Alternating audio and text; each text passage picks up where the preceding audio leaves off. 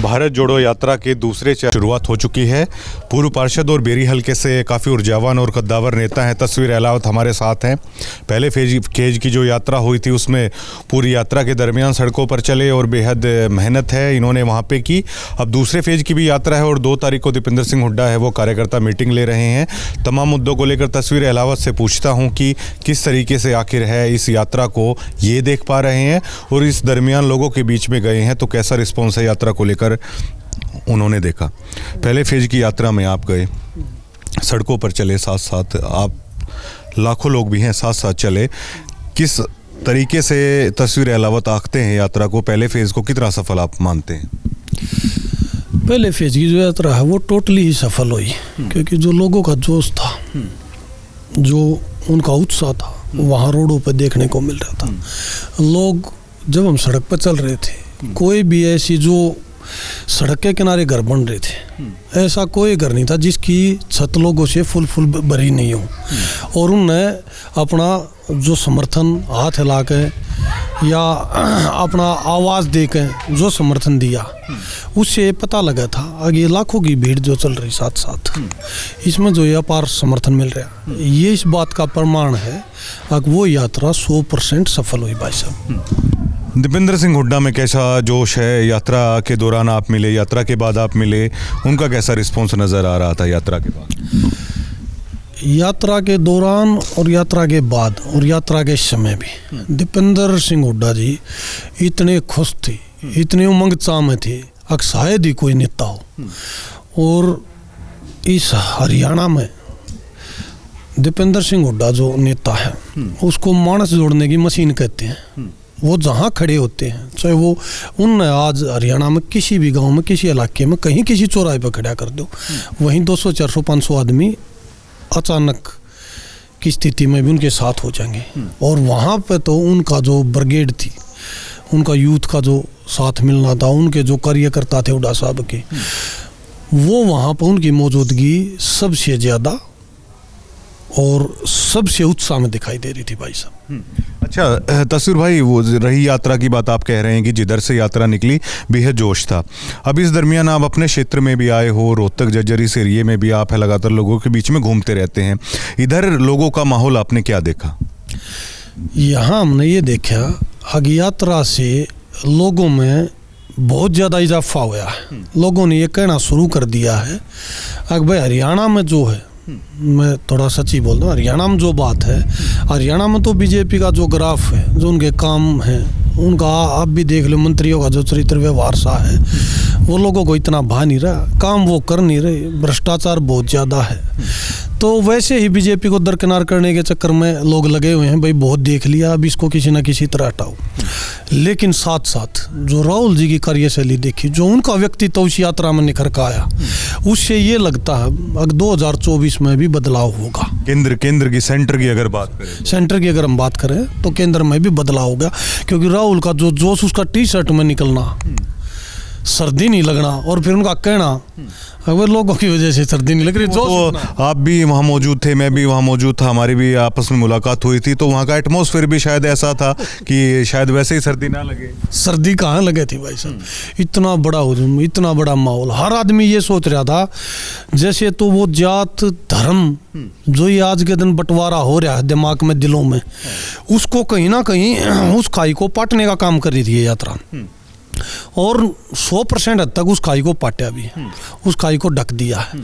और उससे लग रहा था भाई राहुल इस टाइम पे, राहुल जी और कांग्रेस, दीपेंद्र सिंह हुड्डा जी ऐसे आदमी निकल कर आए हैं जिन इस देश में जात और धर्म की राजनीति को खत्म करने का प्रण ले लिया।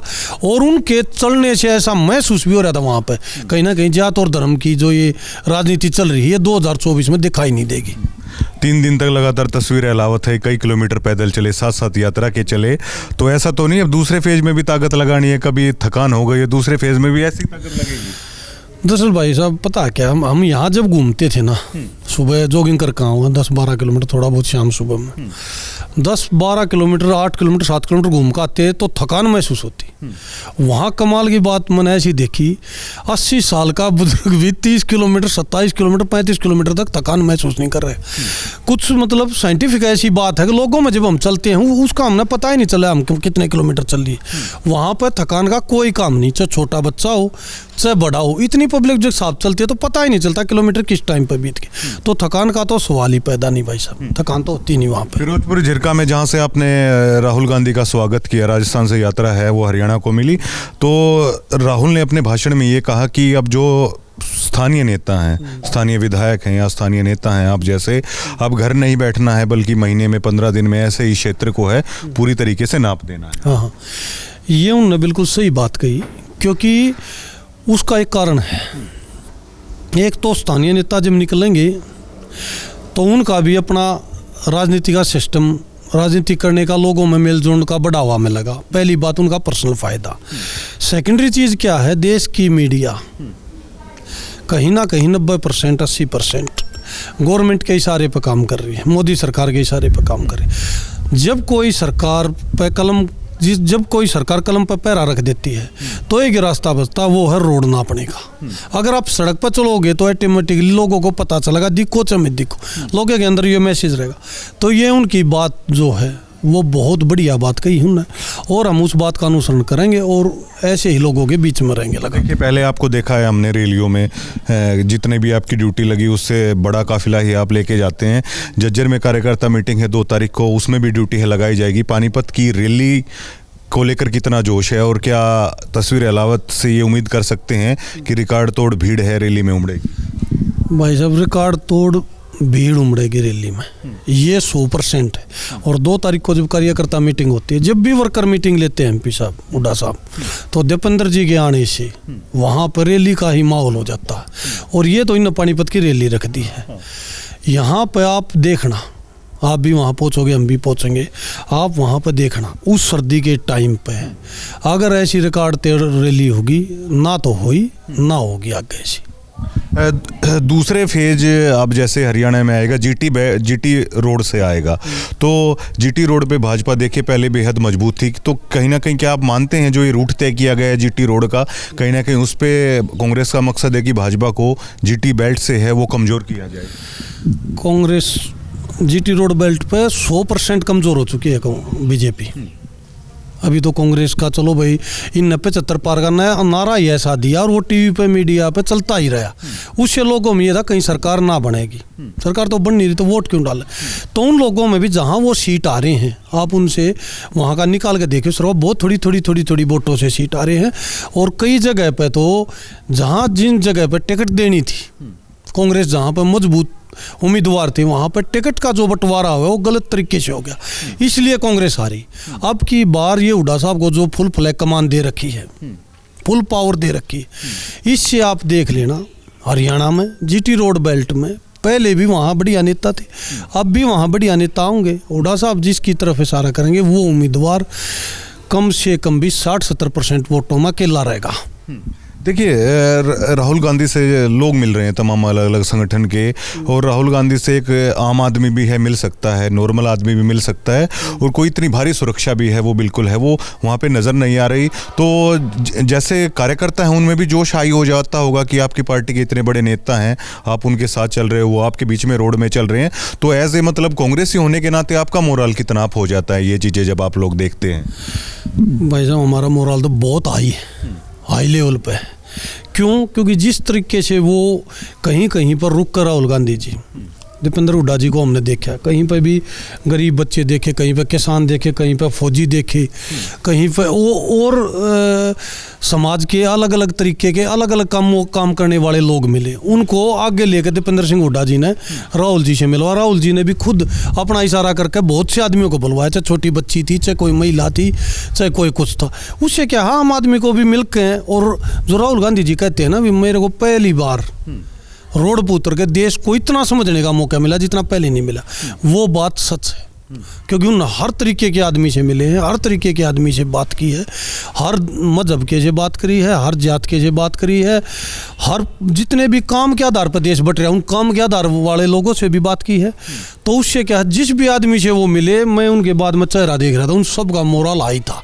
अगर उन अपने मन की बात बताई, उस नेता ने उसको भाषण में जब वो 15 मिनट बोली, उसी टाइम उन्होंने उस बात को मैसेज दिया, अगर भाई ये बात मैंने लोगों की रोडों पे सुनी है। और यही भारत है, और यही एक नेता का गुण है जो जमीन की असली सच्चाई को सुन के और उस पर अमल करे। भाई साहब ग्राउंड पे अब आपके सामने भी बोलते होंगे लोग, हम पूछते हैं तो हमें भी बोलते हैं, जैसे कि आप किसी से भी पूछ लीजिए कोरोना की लहर आ गई तो लोग कहते हैं कोरोना की लहर नहीं, भारत जोड़ो यात्रा आ गई इसलिए आ गई। कैसे देखते हैं इन सब चीज़ों को? देखो ऐसा है, तो यात्रा की घबराहट से लहर, यात्रा की घबराहट से लहर, ये जो सरकार अपना आडम्बर रच रही है ना, उस हिसाब से ये लग रहा है अगर भाई ये जो लहर का ड्रामा कर रही है ये यात्रा से डर के कर रही है, जबकि कोरोना तो एक बीमारी तो है, लेकिन आज वो स्टेज नहीं है। जैसे चाइना से भी अलग अलग तरह की वीडियो आ रही हैं, भाई इतनी लहर आ गई, लेकिन कुछ आदमी जो यहाँ से चाइना गए हुए हैं वो वहाँ से अपने व्हाट्सएप पर जब हम बात करते, एक दो साथी हमारा जा रहा, वो कहता भाई साहब यहाँ पर ऐसा कुछ है ही नहीं, यहाँ पर 70-80% मार्केट खुली है। जो दिखाया जा रहा है आपके टीवी चैनलों पर तो ये गलत है। सच्चाई की बात क्या है, अधूरा ज्ञान जहर के समान होता है, और मीडिया ने जो जिम्मा ले लिया भाई साहब, वो अधूरा ज्ञान देने का हो गया, झूठा प्रचार करने का हो गया, और वो सरकार के निर्देश पर हो गया। सरकार इस भारत जोड़ो यात्रा से इतनी डर रही है क्योंकि बीजेपी ने पता है उनकी राजनीति क्रिमिनलाइज है, सांप्रदायिक राजनीति है। अगर धर्म और जात में देश नहीं बटा तो बीजेपी कहीं भी 2 सीट भी नहीं निकाल पाएगी देश में। तो इसलिए जब जैसे जैसे भारत जुड़ता जा रहा है वैसे वैसे बीजेपी कमज़ोर होकर और ये प्रोपगंडा फैलाने की कोशिश कर रही है। बात करने के लिए थैंक यू भाई साहब। जी, एक बात मैं भूल गया था, नए साल पर आपके दर्शकों को मेरी तरफ से ढेर सारी शुभकामनाएं। शुक्रिया बात। Thank you. तस्वीर अलावत है, और देखिए पहले फेज़ की यात्रा में कई किलोमीटर पैदल चले, पूरा 3 दिन है वो साथ साथ रहे, लाखों लोगों के साथ साथ है वो चलते रहे। कह रहे हैं कि बेहद जोश था, और खैर हम भी वहाँ मौजूद थे तो तस्वीर अलावत मानते हैं कि लोग घरों से निकल कर, जिनके घर थे घरों से बाहर निकल कर बिल्कुल यात्रा का अभूतपूर्व स्वागत कर रहे थे। अब 2 तारीख को कार्यकर्ता मीटिंग है, उसमें ड्यूटी भी लगाई जाएगी। स्थानीय नेताओं की, कार्यकर्ताओं की पानीपत जो रैली है उसको कांग्रेस चाहेगी कि एक रिकॉर्ड तोड़ रैली में इसको तब्दील कर दिया जाए। अब दूसरे फेज़ की जब यात्रा आएगी तो उसमें भी तमाम कांग्रेस के कार्यकर्ता अभी से उस तैयारी में जुट गए हैं, और बेहद अप है, मतलब जो कांग्रेसी नेता है ना उनका मतलब मोराल बेहद अप है, जो राहुल गांधी की भारत जोड़ो यात्रा है उसको लेकर। शुक्रिया।